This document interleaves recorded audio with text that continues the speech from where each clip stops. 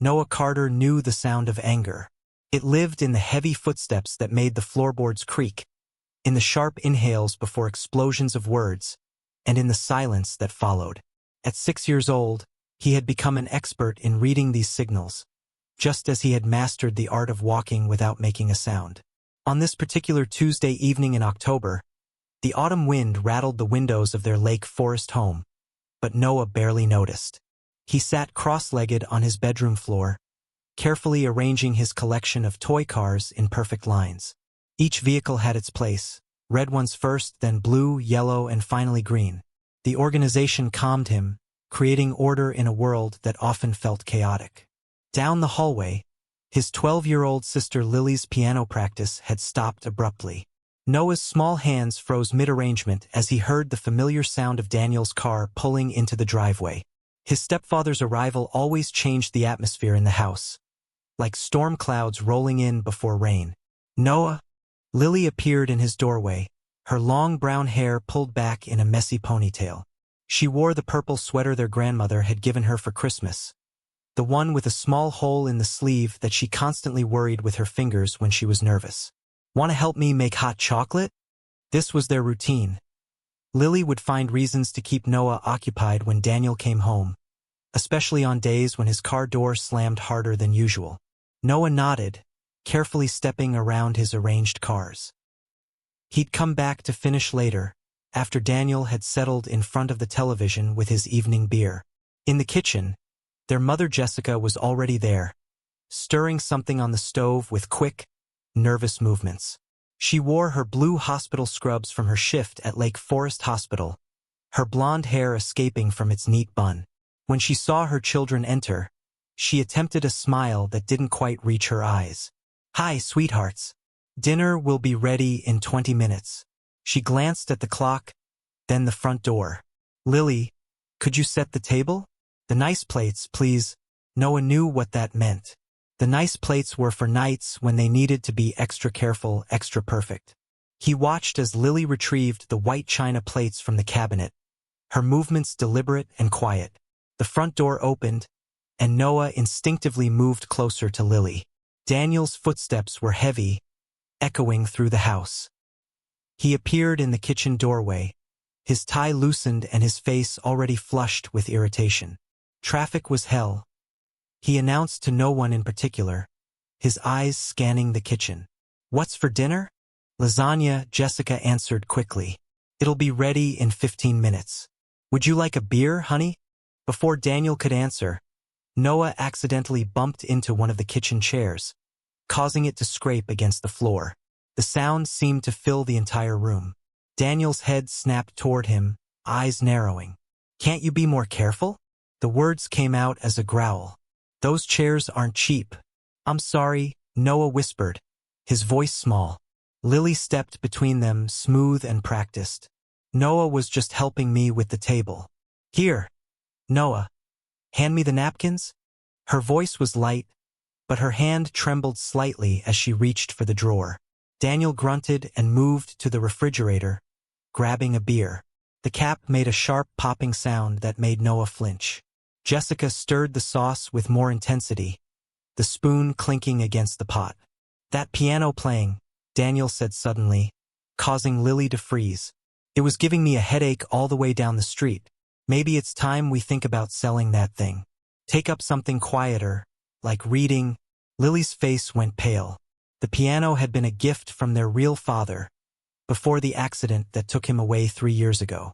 Noah saw his sister's hands clench around the napkins she was holding. "But Lily's really good," Noah found himself saying, the words tumbling out before he could stop them. "Dad always said." "Dad?" Daniel's voice rose sharply. "I'm your dad now, aren't I? Or have you forgotten that?" Jessica turned from the stove. "Daniel, he's just a child. He didn't mean..." "Didn't mean what?" Daniel took a step forward. "To disrespect me in my own house? To throw their dead father in my face?" The lasagna pan clattered as Jessica set it down too quickly on the counter. "Dinner's ready," she announced with forced brightness. "Noah, Lily, go wash your hands." But Noah couldn't move. He watched as Daniel's face grew redder, as his hand tightened around the beer bottle until his knuckles turned white. Lily tugged gently at Noah's sleeve, trying to guide him toward the bathroom, but Daniel's voice stopped them. No, we're going to talk about this. About respect. About who pays for this house. That piano, those toys upstairs. He pointed at Lily. And you think I don't notice those looks you give me? Think I don't see how you turn him against me? I don't, Lily started, but Daniel was already moving toward her. Beer bottle forgotten on the counter. Daniel, please, Jessica stepped forward, but he waved her off with a sharp gesture. Stay out of this, Jess. Your precious daughter needs to learn. The rest happened so quickly. Daniel reached for Lily's arm, his grip visibly tight even from where Noah stood. Lily let out a small cry of pain, and Jessica moved to intervene. In the confusion, Daniel's other arm swung out, knocking a framed family photo off the wall. It hit the floor with a crash that seemed to echo through Noah's entire body. Noah ran, not away, but to his room, where the cordless phone sat on his nightstand. His father's words rang in his ears, clear as the day they'd had their last talk. If you ever feel scared and need help, call 911. His small fingers shook as he pressed the numbers, one at a time. When the dispatcher's calm voice answered, Noah spoke through tears he hadn't realized were falling. My stepdad is hurting my sister. Please help. Please hurry. He gave their address in a whisper, then described what he could hear from downstairs. Daniel's shouting, Lily's muffled sobs, the sound of more things breaking. The dispatcher kept him talking, asking gentle questions about his name, his age, his sister's age. Noah answered them all, clutching his stuffed bear with his free hand. In the distance, he heard sirens growing closer. For the first time that evening, the sound of approaching vehicles didn't fill him with dread. The night that would change everything had begun. The red and blue lights transformed their quiet suburban street into a pulsing carnival of shadows. Officer Sarah Mitchell pulled up to 1247 Maple Avenue, taking in the pristine colonial facade that betrayed nothing of the turmoil within. As she stepped out of her patrol car, she heard her partner, Officer James Chun, requesting backup and an ambulance as a precautionary measure. Inside the house, Jessica Carter stood frozen in her kitchen, her hands gripping the counter's edge. The sound of approaching sirens had stopped Daniel mid-tirade, his face transitioning from rage to disbelief. Lily remained pressed against the wall where he had cornered her, her right arm already showing signs of bruising where he had grabbed her. Who called them? Daniel's voice had dropped to a dangerous whisper. Jessica? Did you call them? Before Jessica could respond, a firm knock echoed through the house. Police! Open the door! The next few moments unfolded in a blur of activity. Daniel moved toward the back door, but Officer Chun was already positioned there, having circled around the house. When Officer Mitchell entered through the front door, she found a tableau of domestic crisis. A kitchen in disarray, broken glass on the floor, and 3 people locked in a triangle of tension. Ma'am, is everyone all right?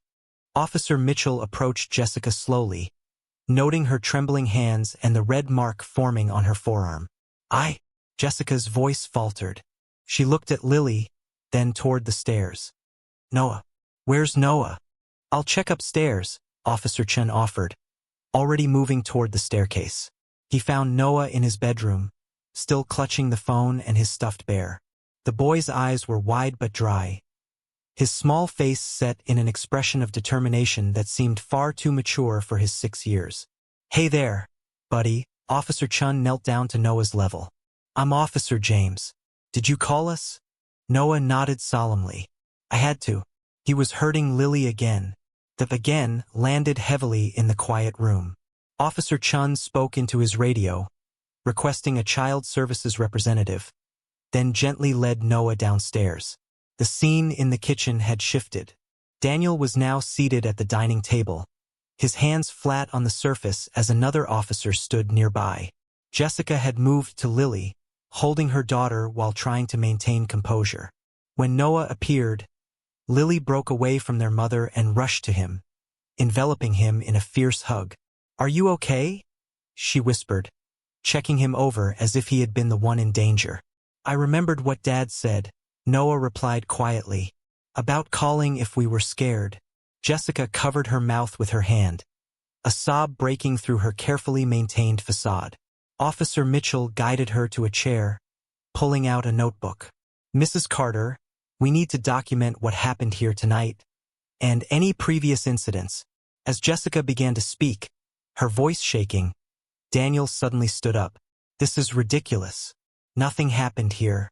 The kid overreacted to a family discussion. Sit down, sir, the officer beside him ordered firmly. You'll have your chance to make a statement. The next hour passed in a blur of questions, photographs, and decisions. A child services representative arrived, speaking separately with Noah and Lily. Medical personnel examined Lily's arm and Jessica's various bruises, documenting everything with clinical precision. Finally, Officer Mitchell approached Jessica with a serious expression. Mrs. Carter, based on the evidence and statements gathered, we're placing Mr. Bennett under arrest for domestic battery. Do you have somewhere safe you and the children can stay tonight? Jessica nodded numbly. My mother's house. It's about 20 minutes from here. As Daniel was led out in handcuffs, he turned back toward the family. Jessica, don't do this. Think about what you're throwing away. The kids need to feel safe. Lily interrupted, her voice stronger than it had been all evening. She stood protectively next to Noah, who watched the proceedings with solemn eyes. Within the next hour, Jessica packed overnight bags for herself and the children. Noah insisted on bringing his stuffed bear and the framed photo of their real father that he kept by his bed. Lily gathered her sheet music with trembling hands, casting fearful glances toward the windows as if expecting Daniel to reappear. The drive to their grandmother's house was silent. Noah sat in the back seat next to Lily, who held his hand tightly. Through the rearview mirror, he could see his mother's tears falling silently as she drove, illuminated by passing streetlights. At their grandmother's house, Eleanor Carter was waiting on the porch, her face lined with worry. She helped them inside without asking questions, leading them to the guest rooms she always kept ready. As she tucked Noah into bed, he heard his mother in the bathroom, trying to muffle her sobs. Grammy? Noah whispered as his grandmother smoothed his blanket. Yes, sweetheart. Did I do the right thing? Eleanor's eyes filled with tears as she pulled him close. Yes, my brave boy. You did exactly the right thing. Later that night, Noah lay awake, listening to the unfamiliar creaks of his grandmother's house. Through the wall, he could hear Lily's muffled crying. He wanted to go to her, to comfort her as she had always comforted him. But his body felt heavy with exhaustion and an emotion he couldn't quite name. In the darkness, he clutched his bear tighter and whispered the words his father had told him long ago. Sometimes being brave means asking for help. For the first time that night, Noah allowed himself to cry, silent tears sliding down his cheeks as the weight of his courage settled around him like a heavy blanket. The night that had changed everything was ending, but its echoes would resonate through their lives in ways none of them could yet imagine. The Lake Forest Counseling Center occupied a converted Victorian house on a quiet street lined with maple trees. 2 weeks after that pivotal night, Noah sat in a child-sized chair, surrounded by toys and art supplies. His therapist, Dr. Sarah Bennett, no relation to Daniel, she had carefully explained, watched as he methodically arranged colored blocks into intricate patterns. Noah, can you tell me about your new routine at Grammy's house? Dr. Bennett's voice was gentle, neither pressing nor distant. Grammy makes pancakes shaped like animals. Noah responded, carefully placing a red block. She lets me help pour the batter. And she never yells when I spill things. Across town, in another office, Lily sat before her own therapist, Dr. Marcus Chin. Her fingers unconsciously traced the fading bruise on her arm as she spoke about her first day back at Lake Forest Middle School. Everyone knows, she said quietly. Katie Morrison's mom is friends with my mom on Facebook. She told Katie, and now the whole school whispers when I walk by. Some people look at me like I'm broken. Others act like they're afraid to talk to me, like what happened is contagious. Meanwhile, Jessica Carter sat in her first domestic violence support group at Lake Forest Hospital, where she had returned to work part-time. The circle of women around her shared stories that echoed her own, the gradual isolation, the growing fear, the shame that had kept them silent. "I keep thinking about the signs I ignored," Jessica admitted, twisting her hands in her lap. "The way he would critique every little thing Lily did. How Noah stopped laughing as much. I was so focused on keeping the peace that I couldn't see we'd lost everything that mattered." The days developed a new rhythm. Eleanor Carter had transformed her home to accommodate her daughter and grandchildren's indefinite stay. Noah's toys found homes in corners of the living room. Lily's piano books sat untouched on a shelf, though Eleanor had offered to have her old upright piano tuned. One afternoon, as Noah worked on his homework at the kitchen table, he overheard his mother on the phone with their lawyer. "Yes, we're requesting a full order of protection." Jessica's voice was firm despite its tremor. "Both children." "Yes, I understand it will mean a court appearance." "No, I don't want to consider mediation." "Not after." She stopped, noticing Noah listening. "Can I call you back?" She sat beside her son, watching as he carefully formed letters in his first-grade workbook. "Noah, honey, how are you feeling about school?" Noah considered the question with the seriousness that had become characteristic of him lately. "Tommy asked me if I'm the kid whose dad got taken away by the police." Jessica's breath caught. "What did you say?" "I told him Daniel wasn't my dad. My real dad died, but he taught me how to be brave first." Noah paused in his writing. "Mom, is it okay that I don't miss Daniel?" Jessica pulled him into a tight embrace, her tears falling into his soft hair. "Of course it's okay. It's more than okay." That evening, during their now regular family dinner at Grammy's house, Lily pushed her food around her plate listlessly. Eleanor noticed but didn't comment, having learned when to press and when to wait. "Ms. Rodriguez asked me to play at the winter recital," Lily finally said, her voice barely audible. "I told her I couldn't." "Why not, sweetheart?" Eleanor asked carefully. "Because he always said my playing was too loud. That it gave him headaches. That we should sell the piano." Lily's fork clattered against her plate. "What if he was right? What if I'm just making noise?" Noah looked up from his careful arrangement of peas. "I miss your music," he said simply. "The house feels too quiet now." Something in Lily's expression shifted. A crack in the wall she'd built around herself. Jessica reached across the table to take her daughter's hand. "Your father, your real father, used to say you played like you had sunshine in your fingers," Jessica said softly. "He was right." Later that night, Noah woke to the sound of muffled crying. He padded down the hall to find Lily sitting on her bed, hugging her knees to her chest. "I had a bad dream," she whispered as he climbed up beside her. "That he came back." "The police won't let him," Noah said with childish certainty. "Officer James promised." Lily pulled him close. "When did you get so grown up, little brother?" "I'm not grown up," Noah protested. "I still need you to check for monsters under my bed." For the first time in weeks, Lily laughed. A small, broken sound, but genuine. They fell asleep like that, sister and brother holding on to each other in the darkness. While down the hall, their mother lay awake, planning their next steps toward healing. The aftermath of that night continued to ripple through their lives, changing them in ways both subtle and profound. But in these quiet moments, Noah's determined homework sessions, Lily's hesitant steps toward reclaiming her music, Jessica's growing strength in therapy, they began to glimpse what safety might feel like again. The art therapy room at Lake Forest Counseling Center buzzed with quiet energy as Noah sat at a small table, surrounded by crayons, markers, and blank paper. Dr. Bennett had noticed his natural inclination toward organizing things by color and suggested he might enjoy drawing. What emerged from these sessions revealed more than anyone expected. "Can you tell me about this picture, Noah?"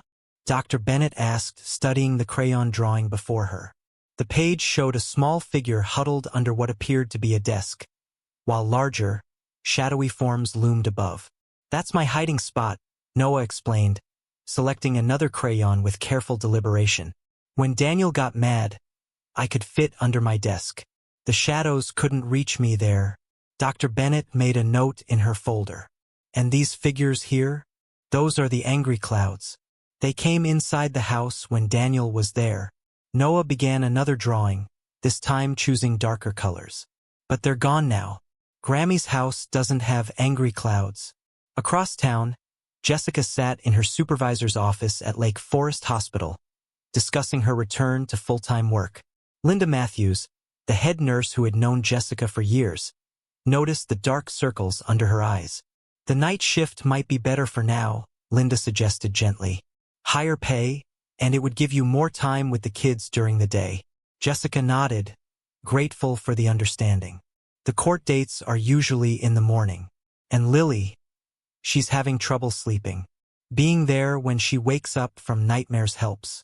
At Lake Forest Middle School, Lily sat alone during lunch period, picking at her sandwich.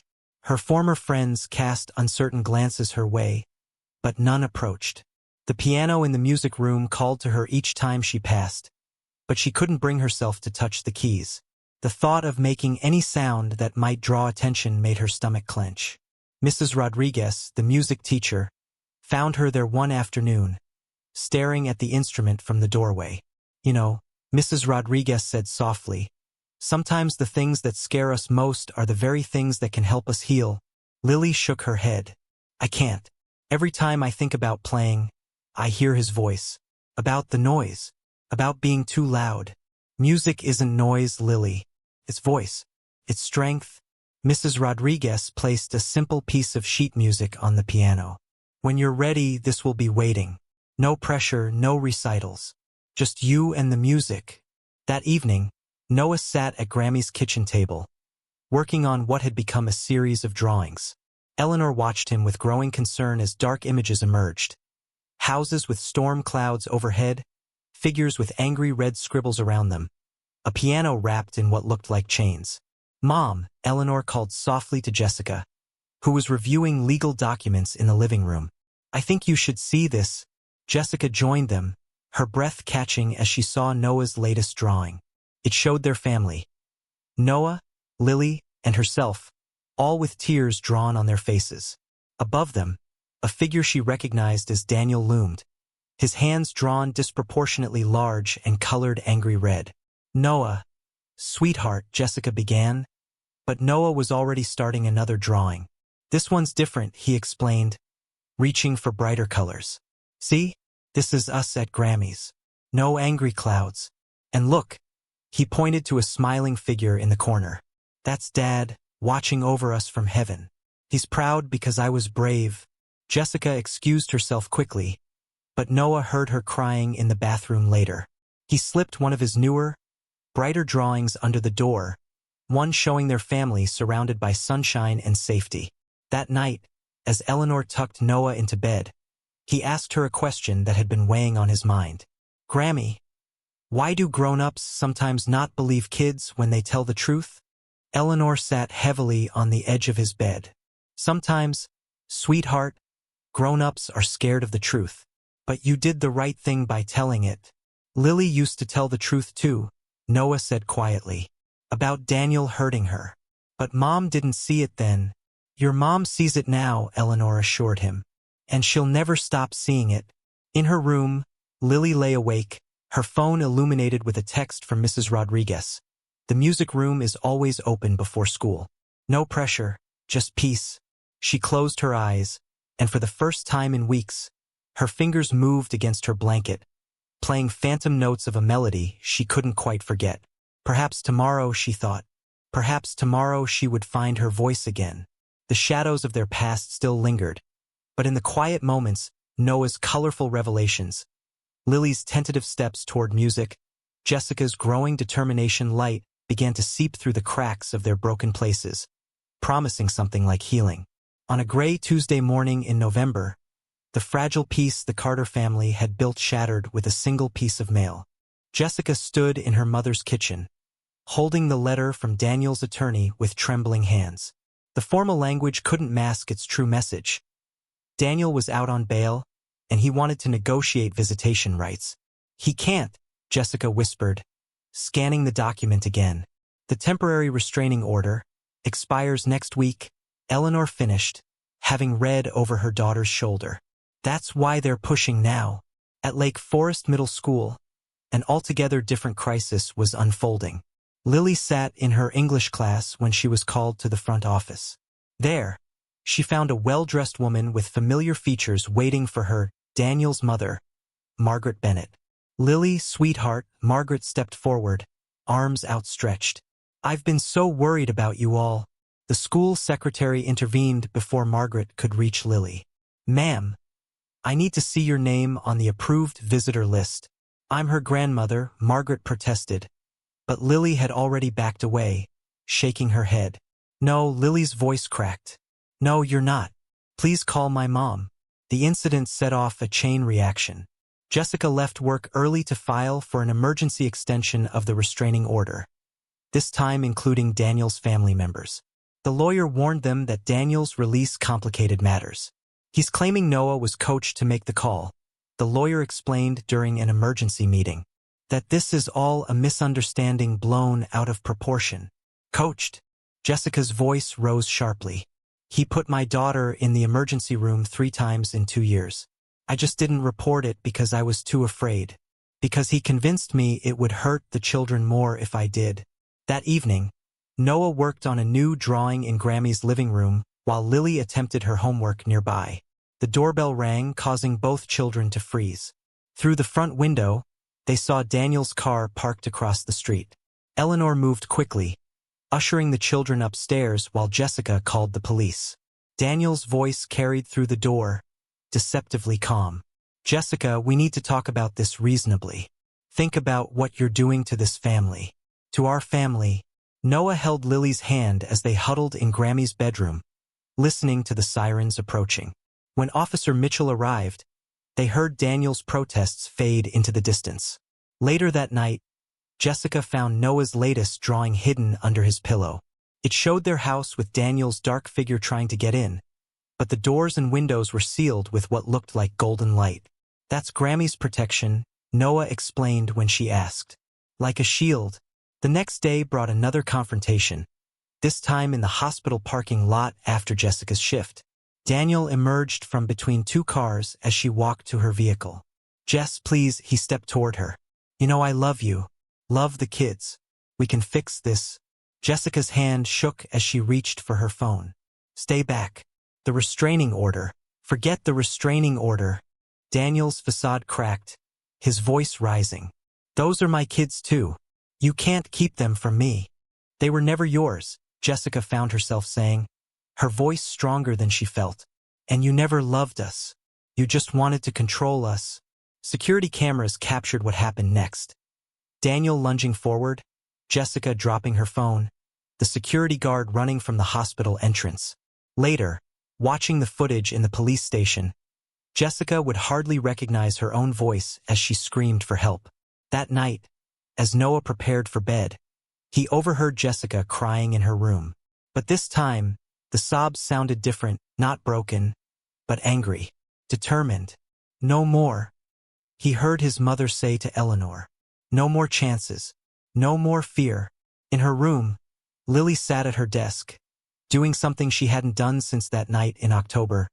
She wrote. Words poured out of her. All the things she had been too afraid to say, all the truths she had hidden. When she finished, she had filled 5 pages. "It's my testimony," she told Jessica the next morning, handing over the tear-stained papers. "For court.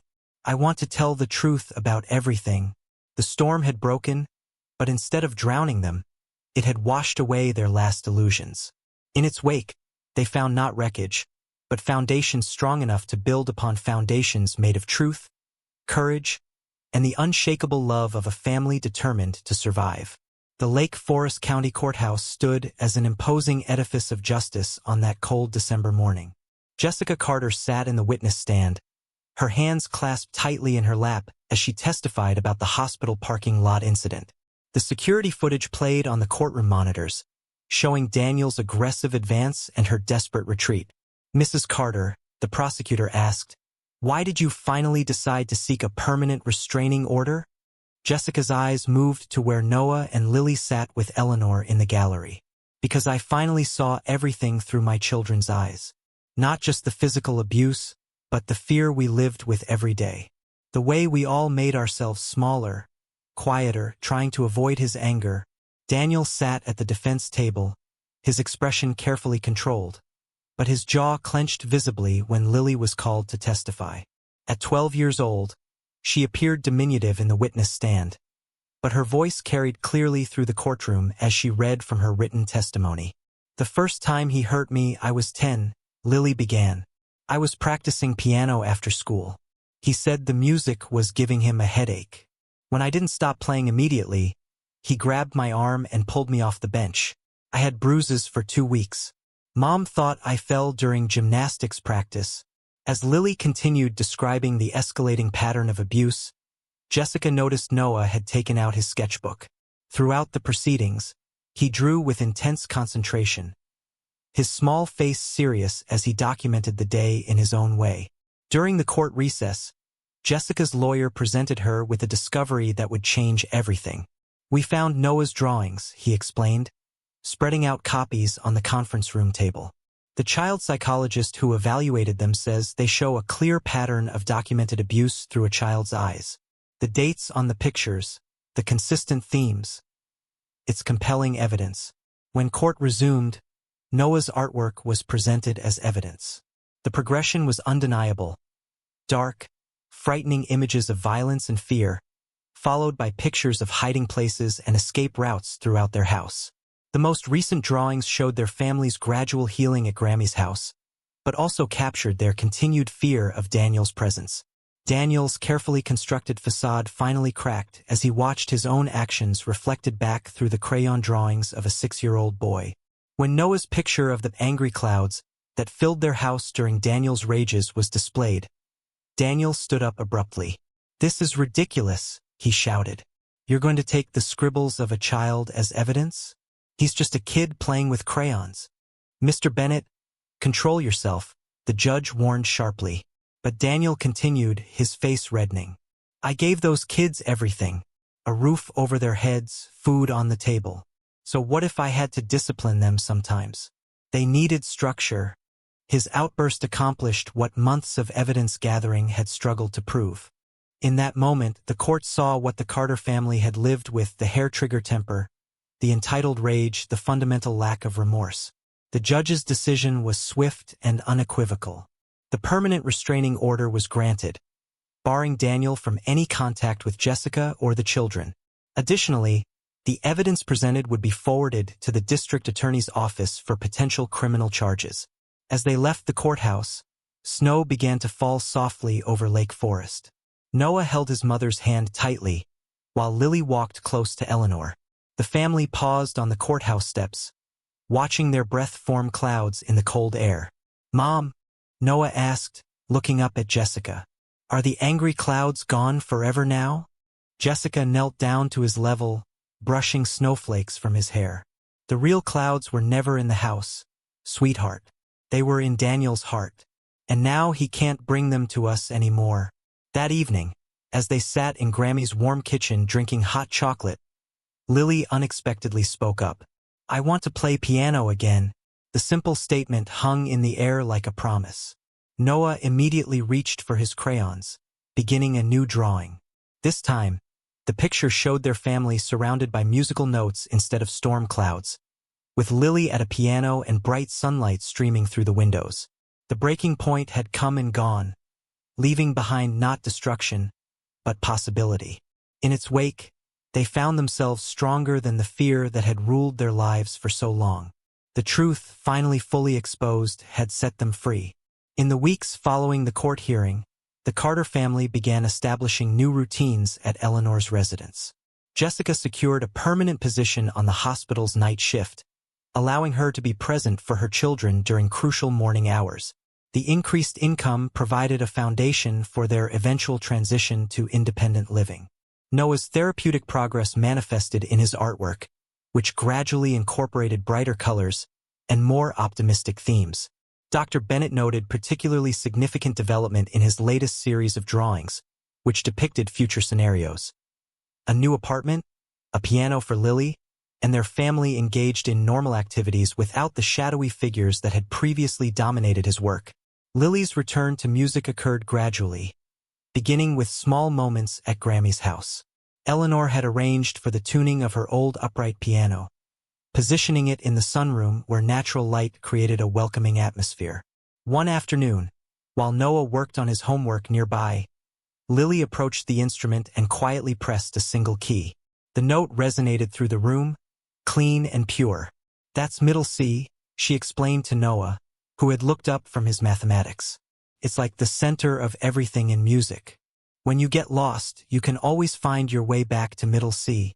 The significance of this moment extended beyond the musical instruction. Dr. Marcus Chen, during their weekly session, identified it as a breakthrough in Lily's recovery process. "You're creating safe spaces again," he observed. "Not just physical ones, but emotional anchors." Jessica's participation in the domestic violence support group evolved into a leadership role. Her experience, particularly regarding the protection of children in abusive situations, provided valuable insight for other participants. The group coordinator approached her about becoming a peer counselor, recognizing her emerging strength as an advocate. Eleanor's influence proved instrumental in their healing process. Her home transformed into a sanctuary where normal childhood experiences could resume. She instituted weekly family dinners, during which conversations gradually shifted from necessary discussions of legal proceedings to more ordinary topics: school achievements, future plans, and simple daily experiences. One particularly significant evening, Lily brought sheet music to the dinner table.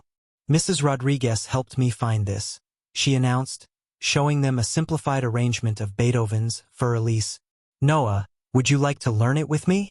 Just the basic melody?" The siblings began spending 30 minutes each afternoon at the piano, Lily patiently teaching Noah the fundamentals of music. Their mother often found them laughing over missed notes or celebrating small victories when a passage came together correctly.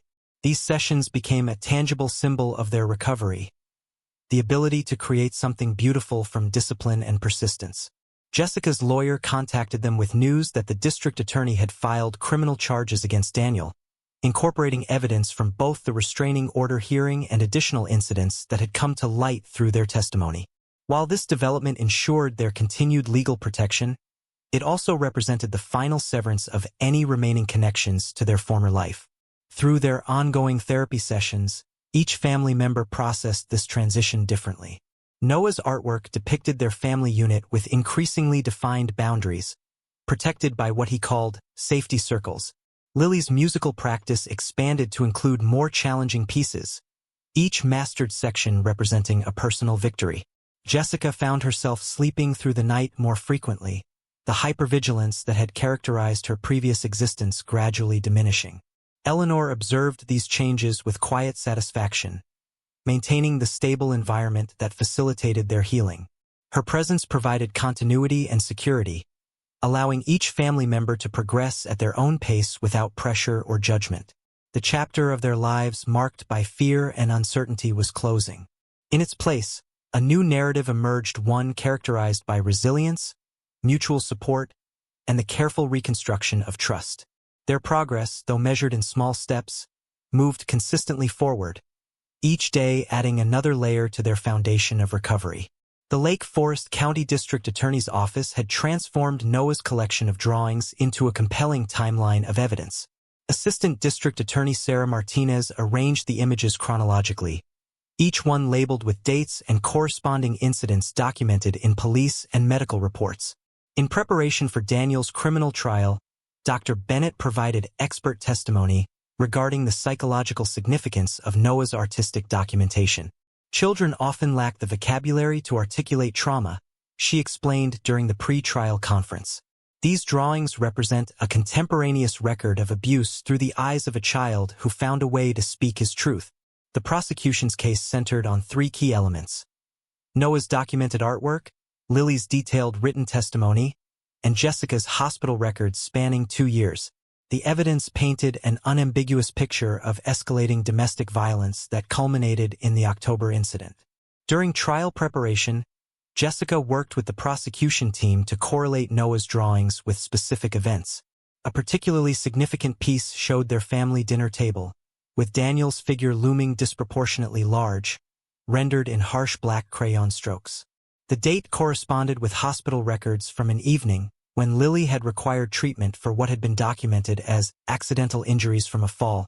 Lily's contribution to the prosecution's case proved equally significant. Her written account, originally composed in the aftermath of Daniel's bail release, provided crucial context to Noah's visual testimony. The prosecution integrated her perspective with medical records and school documentation showing a pattern of absences that aligned with documented injuries.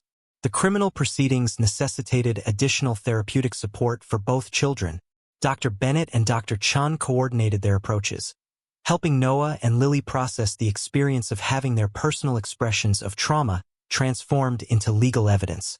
The therapeutic team emphasized the importance of their truth-telling while protecting them from unnecessary exposure to legal proceedings. Jessica's testimony before the grand jury synthesized the documentary evidence. She methodically connected Noah's artwork, Lily's written account, and medical records into a coherent narrative of their experience. The grand jury's decision to indict Daniel on multiple felony counts validated their collective testimony. Eleanor maintained stability at home throughout this period, creating a protected space where Noah could continue his artistic expression without pressure to produce evidence. His newer drawings, while still part of his therapeutic process, reflected increasing emotional security.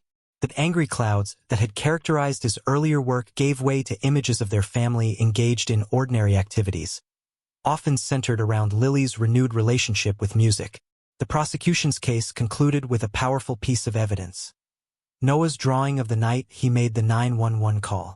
The image showed him holding a telephone, surrounded by a golden circle that Dr. Bennett interpreted as his understanding of protection and safety. This drawing, created during his initial therapy session, captured both the trauma of that evening and the beginning of their journey towards safety. Daniel's defense team attempted to minimize the significance of Noah's artwork, characterizing it as the imaginative products of a child's mind. However, the systematic correlation between his drawings and documented incidents proved insurmountable. The prosecution successfully demonstrated that Noah's crayon illustrations provided a contemporaneous record of domestic violence through the perspective of its youngest witness. The truth, rendered in crayon and preserved through a child's determination to document his reality, ultimately proved more powerful than any attempt to dismiss or diminish it. Noah's artwork, combined with Lily's written testimony and Jessica's medical records, constructed an undeniable narrative of survival and courage. The legal proceedings validated what the Carter family had already discovered. The truth, once fully expressed and acknowledged, possesses its own undeniable power. Their collective testimony, preserved through crayon drawings, written words, and medical documentation, transformed their private suffering into a public record of survival and resilience. February arrived in Lake Forest with fresh snow and significant changes for the Carter family. The conclusion of Daniel's criminal trial, resulting in a 5-year sentence, marked the beginning of their true independence. Jessica, having saved diligently from her night shift earnings, secured a modest 3-bedroom apartment in a well-maintained complex near Eleanor's home. The process of establishing their new residence became an exercise in reclaiming autonomy. Jessica approached each decision methodically, from selecting furniture to establishing security measures. The apartment complex's secure entry system and on-site management provided additional layers of protection that helped ease the transition from Eleanor's immediate oversight. Noah's response to their new home manifested through his continuing artistic expression. His first drawing of the apartment depicted sunny windows and open spaces, notably devoid of the shadowy elements that had characterized his earlier work. Dr. Bennett noted this evolution as a significant indicator of his psychological progress, particularly in his perception of domestic spaces as places of safety rather than threat. Lily's musical rehabilitation accelerated in their new environment. The purchase of a pre-owned upright piano, carefully selected with Mrs. Rodriguez's guidance, transformed the apartment's living room into a space of creativity and healing. Her practicing schedule, self-imposed and steadily maintained, filled their home with increasingly confident melodies. The children's educational progress reflected their improved circumstances. Noah's first-grade teacher reported significant developments in his social interactions and academic performance. His artwork, now displayed during the school's winter exhibition, drew attention for its sophisticated emotional content and evolving use of color and composition. Lily's return to musical performance occurred gradually but definitively. She began with small recordings shared only with Mrs. Rodriguez, progressing to brief performances during her therapy sessions with Dr. Chun.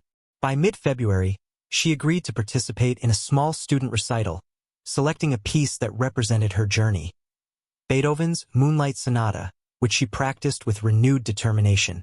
Jessica's professional development continued alongside their domestic progress. The hospital administration, recognizing her enhanced leadership capabilities, offered her a position as shift supervisor. This promotion provided not only increased financial security but also professional validation of her growing confidence and competence. Eleanor's role evolved as well, transitioning from primary protector to supportive grandmother. Her regular Sunday dinners continued, now hosted alternately between her home and the new apartment, maintaining family traditions while acknowledging their growing independence. The legal framework of their protection remained firmly in place. The permanent restraining order, combined with Daniel's incarceration, provided the security necessary for genuine recovery. Jessica maintained detailed records of their progress, creating a documented history of their rehabilitation that stood in stark contrast to the evidence of their previous trauma. As winter proceeded toward spring, the Carter family established new patterns of daily life. Noah's artistic pursuits expanded to include collaborative projects with his classmates. Lily's music filled their home with increasingly complex compositions, her technical skills returning alongside her confidence. Jessica's management of their household reflected her growing assurance in her ability to provide stability and security for her children. Their new foundation, built on truth and resilience, proved stronger than the facade of their previous existence. The apartment became more than just a residence. It transformed into a symbol of their collective recovery and independent strength. Within its walls, they created a home where safety was not maintained through silence and fear, but through mutual support and open expression. The process of establishing new foundations extended beyond physical space into the realm of emotional security and personal growth. Each family member contributed to this construction. Noah through his evolving artwork, Lily through her renewed musical voice, and Jessica through her steady leadership of their family unit. Together, they built a future that honored their past struggles while embracing their hard-won freedom to thrive. The morning of Noah's 7th birthday dawned clear and bright, marking not just the passage of time but the culmination of their journey toward healing. Jessica had arranged a modest celebration at their apartment, carefully planned to balance Noah's excitement with their new understanding of emotional security. The living room underwent a thoughtful transformation. Streamers in Noah's favorite colors, blue and yellow, draped the walls, while his recent artwork formed an impromptu gallery along the hallway. Each piece chronicled their progress, from the dark, troubled images of their past to the vibrant, hopeful scenes of their present life. Lily positioned herself at the piano, now a central fixture of their home, preparing for what would become the day's most significant moment. Over the past weeks, she had worked privately with Mrs. Rodriguez to compose an original piece for her brother. The sheet music, titled Noah's Courage, sat ready on the piano stand. The gathering remained intentionally intimate. Eleanor arrived early, bringing Noah's requested chocolate cake decorated with superhero figures. Dr. Bennett and Dr. Chun attended not as therapists but as honored guests who had become part of their extended support system. Officer Mitchell, whose presence that October night had initiated their journey to safety, joined them with her family. The celebration began with a moment that Jessica had carefully planned. She presented Noah with a leather-bound portfolio containing selected pieces of his artwork, professionally preserved and annotated with dates and contexts. "This is your story," she explained, kneeling beside him. "Your truth, your courage, and your healing." Noah traced the images with small fingers, pausing at a particular drawing from their first night at Grammy's house. "I was scared then," he observed with the direct honesty that characterized his healing process. "But look, even then I drew us together, The afternoon's pinnacle arrived with Lily's performance. She approached the piano with newfound confidence, her posture reflecting months of renewed dedication to her craft. "This is for my brother," she announced, her voice clear and steady, "who taught me that sometimes the smallest people have the biggest courage." The composition began softly, with a simple melody that echoed the lullabies Eleanor used to sing. As it progressed, the piece incorporated elements of harmony that spoke to their journey, moments of discord resolved into clarity, tension yielding to peace. The final movement concluded with a triumphant series of chords that brought tears to Jessica's eyes. Noah's response to his sister's gift demonstrated his emotional growth. He hugged her without reservation, their shared understanding requiring no words. The audience's applause celebrated not just the musical performance, but the profound healing it represented. As the day proceeded, Jessica gathered their family, now expanded to include those who had supported their journey, for a new tradition. Each person contributed to a memory book, writing messages of hope and promise for Noah's future. Dr. Bennett noted how Noah engaged with each person directly, his previous hesitance replaced by genuine connection. The celebration concluded with a ceremony of Jessica's design. She gathered Noah and Lily before their assembled guests, holding a small candle. "In our family," she declared, "we now make 3 promises: to speak truth, to protect each other, and to fill our home with light instead of shadows." Noah, understanding the significance beyond his years, added his own promise: and to always make art that tells our story. Lily, seated at her piano, completed their pledge with a gentle chord that seemed to seal their words. As their guests departed, the family gathered in their living room, now transformed by not just decorations, but by the tangible evidence of their healing. Eleanor captured a photograph of the 3 of them, Jessica, Lily, and Noah, framed by the window's natural light, their faces reflecting not just happiness but profound peace. The birthday celebration marked more than Noah's 7th year. It commemorated their first year of freedom, their journey from darkness to light, from fear to courage. In that moment, surrounded by the symbols of their new life, Noah's artwork, Lily's music, and their collective strength, they had created not just a home but a fortress built on love, truth, and unshakable family bonds.